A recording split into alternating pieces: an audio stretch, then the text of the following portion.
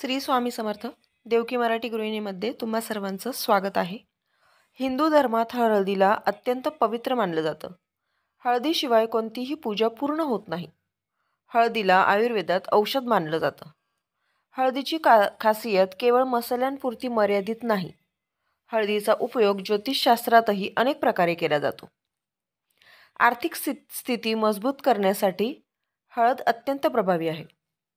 भगवान विष्णूंना हळद खूप प्रिय आहे. त्यामुळे हळदीचे काही उपाय गुरुवारी अधिक प्रभावी मानले जातात. हळदीचे उपाय केवळ नशीब उघडण्याचे काम करत नाही, तर आर्थिक स्थिती मजबूत करतात. जन्मपत्रिकेत गुरुची स्थिती मजबूत करण्यासाठी हळद देखील खूप प्रभावी मानली जाते. जर तुमचे पैसे कुठे अडकले असतील किंवा एखादे काम बराच वेळ अडकले असेल, तर तांदळाला हळदीचा रंग लावा आणि लाल कपड्यात बांधून पर्समध्ये ठेवा. असे केल्याने अडकलेला पैसा लवकर मिळतो.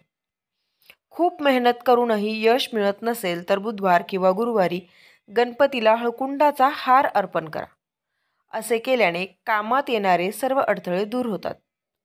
हळदीने भिजवलेला एक गोळा लाल कपड्यात बांधून तिजोरीत ठेवा आणि रोज त्याची पूजा करा. असे केल्याने देवी लक्ष्मी प्रसन्न होते.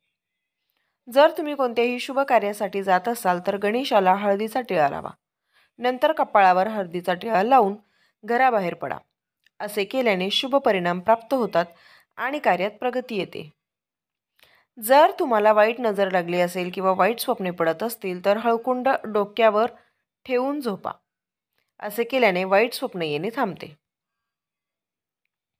गुरु बृहस्पती आणि भगवान विष्णू यांना प्रसन्न करण्यासाठी गुरुवारी हरभरा डाळ आणि हळद दान करा.